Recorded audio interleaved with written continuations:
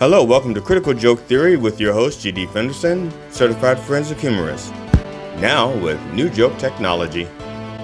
Hi, I'm G.D. Fenderson, Certified Forensic Humorist at large, but I'm losing weight. Welcome to Critical Joke Theory, episode 83. Now with new joke technology and open caption for the humor impaired. Chuck Woolery, the formerly affable, smooth-talking game show host of Wheel of Fortune, Love Connection, Scrabble, Greed and Lingo, and more recently a right-wing podcaster skewering liberals and accusing the government of lying about COVID-19 has died. He was 83. Or does the government want you to think he was 83 by putting his date of birth on his birth certificate? Woolery, famous for his "We'll Be Back in 2 and 2, died at his home in Texas with his wife Kristen by his side. A cause of death was undisclosed. However, when asked for a comment, Kristen said, "Oh, that pillow."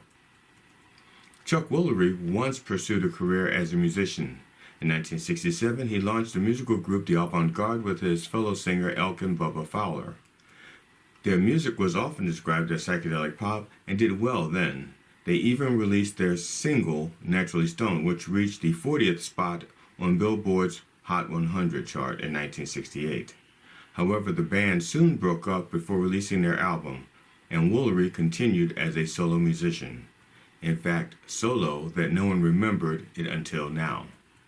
Rest in peace, Chuck. This time you will not be returning in 2 and 2. Benjamin J. Martin of Madera, California, who has also been convicted for his part in the January 6, 2021 assault on the Capitol in Washington, D.C., was sentenced Monday in a Fresno court on gun-related charges, U.S. Attorney Philip A. Talbert said. Benjamin J. Martin, 46, who became known in Fresno for anti-mask protests during the COVID-19 pandemic, was sentenced to 3 years and 2 months in prison for illegally possessing several firearms and ammunitions. The FBI said they found 8 firearms, including an AR-15 style rifle, multiple high-capacity magazines for the AR-15, and more than 500 rounds of ammunition. Martin was prohibited from having those weapons because he had previously been convicted of domestic violence charges for a 2018 incident in which he choked his then-girlfriend and dragged her into a home as she tried to flee. Federal prosecutors say Martin was caught on a recorded jail call where he instructed his current fiancée to lie to authorities and tell them that the firearms seized from the residence belonged to her and her father and that he did not know anything about them. She agreed to do so, and Martin received an enhancement to his sentence for witness tampering. Gun violations, anti-masker, domestic abuse, witness tampering. How did Trump miss him for a cabinet position? Speaking of missed cabinet candidates, MMA fighter Conor McGregor, who lost a civil rape case on Friday, has said he will instruct his legal team to appeal the verdict, as large crowds in Dublin showed support to the woman Nikita Hand involved in the case. McGregor was accused of raping Nikita Hand in a Dublin hotel room in 2018. Last Friday, a civil court awarded Hand nearly 250,000 euros, roughly $263,000, after finding McGregor liable for assault, according to the court service in Ireland. Nikita Hand said, quote, "I want to show her and every other girl and boy that you can stand up for yourself if something happens to you, no matter who the person is, and justice will be served. As long as you are not assaulted in the United States, and then it depends on who assaults you." Trump! Sorry. Trump! Sorry. I got that. Better. Here's an idea for all of you rapey alpha male types. As part of your MMA match, when 2 men battle it out, the winner gets to rape the loser center ring as part of the winnings and whinings. Maybe call it MMA Raw, dog. Israel on Thursday carried out its first airstrike on Lebanon since a truce with Hezbollah announced this week, saying it targeted the militant group's activity at a rocket storage facility in southern Lebanon that breached the ceasefire. And because Netanyahu still needs to bomb shit. Happy Bombsgiving. Lebanese authorities reported scattered incidents of Israeli mortar attacks, strikes, and shots fired that wounded 2 people trying to return to southern Lebanon. Lebanon state-run media said the wounded were civilians, while the Israeli military described them as suspects who violated the terms of the truce that ended more than a year of conflict between Israel and Hezbollah. And by suspects, Israel means they suspect that these people were indeed suspected of being suspects. South Dakota Senator Mike Rounds introduced the Returning Education Back to Our States Act on Thursday, signaling a commitment to deliver on Trump's vow to dismantle the Department of Education. Make America dumb again. In the conservative movement to return education back to local control, Rounds said the legislation would eliminate the department while redistributing all critical federal programs to other agencies. Quote, "For years I've worked toward removing the Federal Department of Education," close quote. The Republican senator wrote in a statement adding, quote, "I'm pleased that Trump shares this vision, and I'm excited to work with him and Republican majorities in the Senate and House to make this a reality," close quote. I think he meant to add TV show to that sentence. Well, he continued, quote, "This legislation is a roadmap to eliminating the Federal Department of Education by practically rehoming these federal programs into departments where they belong, which will be critical as we move into the next year," close quote, and move education back 100 years. In his statement, Rounds said the United States spends too much on education for students' test scores to be lagging behind other countries in standardized assessments. He called the Department of Education ineffective and earmarked the department's responsibilities for the Departments of Interior, Treasury, Health and Human Services, Labor, and State, according to the bill text. Here's the deal. It's not the departments. It's the policies. For example, in most states, education is funded via property taxes. Many of those same states began selling lottery tickets to help fund education. Now, to make the math simple, let's say a given state raised $10 million via property taxes and then raised another $100 million through the lottery. Instead of the Department of Education now having $110 million, they would be given a $30 million budget, and the governor might brag that he tripled the Department of Education's budget. And the people would say, "Yay!" But they are being cheated out of $80 million, and that $80 million may go to subsidize tax cuts for businesses or stadiums or prisons, which you will need because you've gutted the education system. Trading in caps and gowns for prison garb. The politicians who do this should be locked up.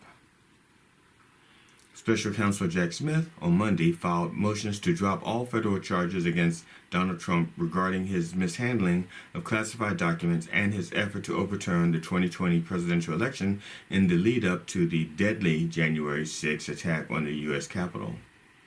Hours later, United States District Judge Tanya Chutkan granted Smith's motion to dismiss the January 6-related indictment, formally bringing to an end the case that alleged Trump unlawfully conspired to overturn the 2020 loss to President Joe Biden.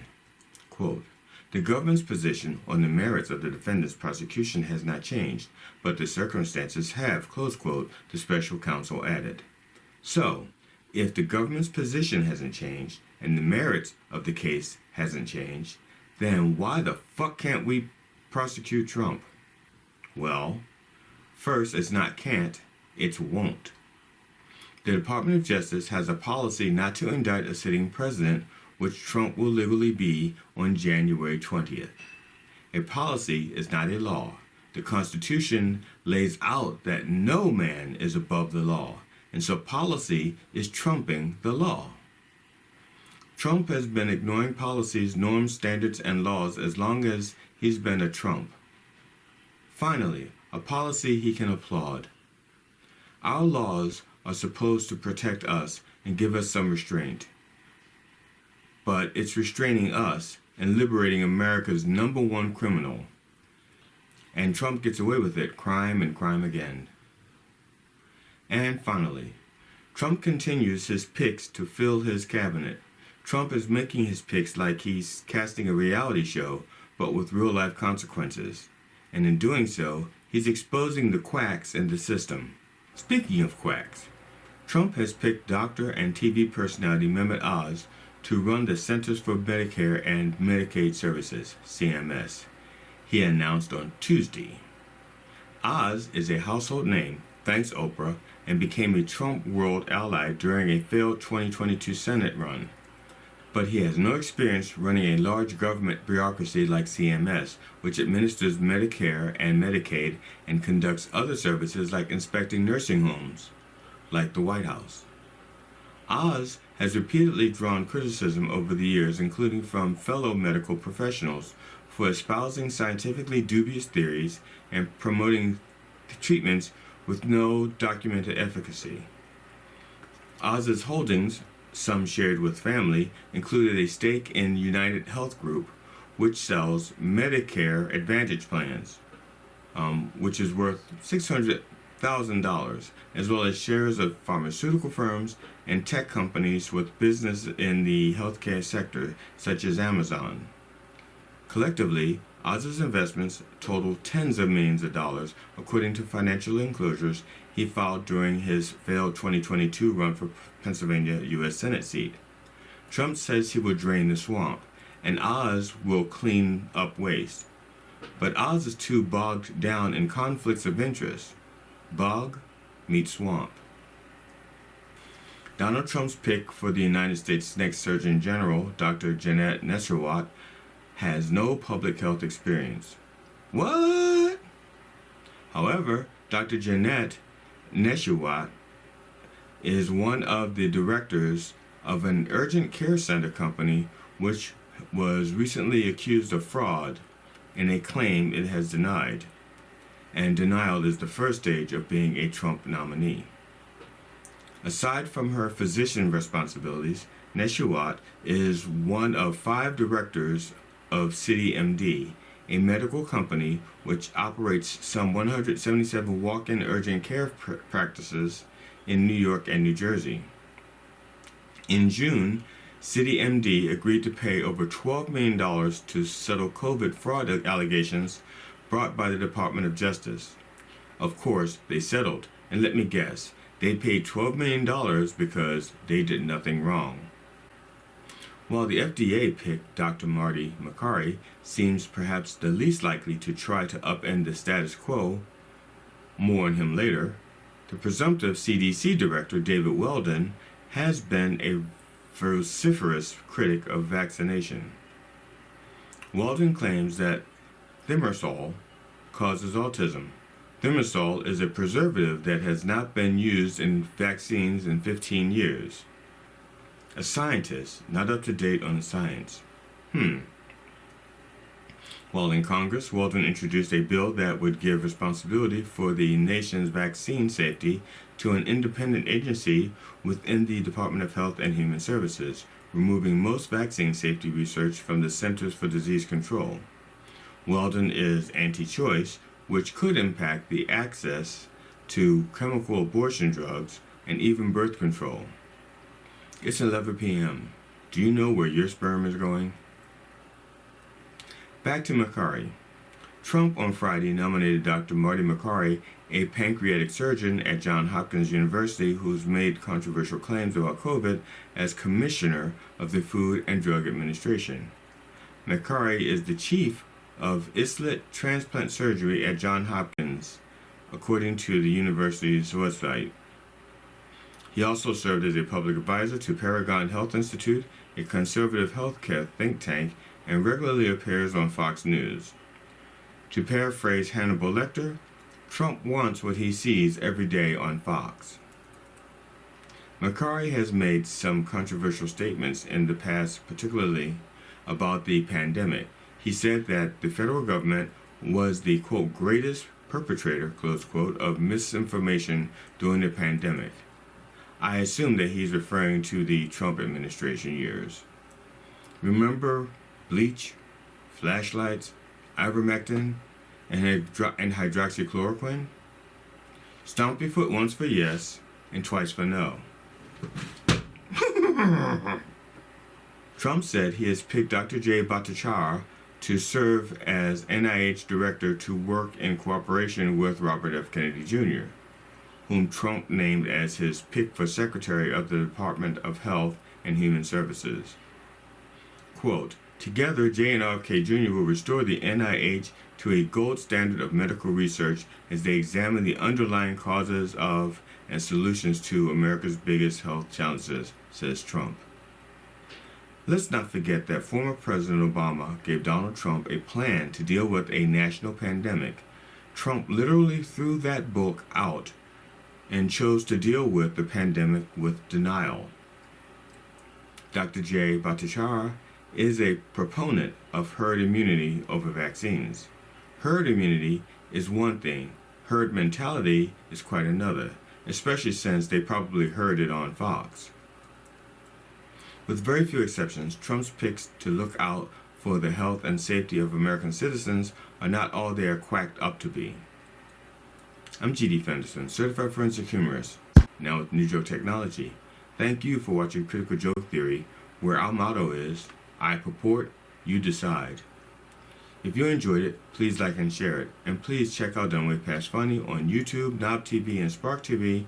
Also watch The Church of Last Resort streaming live on Sundays on YouTube at 9 a.m. Eastern. And please, be safe out there, and don't feed the crazies. Critical Joke Theory with your host, G.D. Fenderson, Certified Forensic Humorist. Now with New Joke Technology.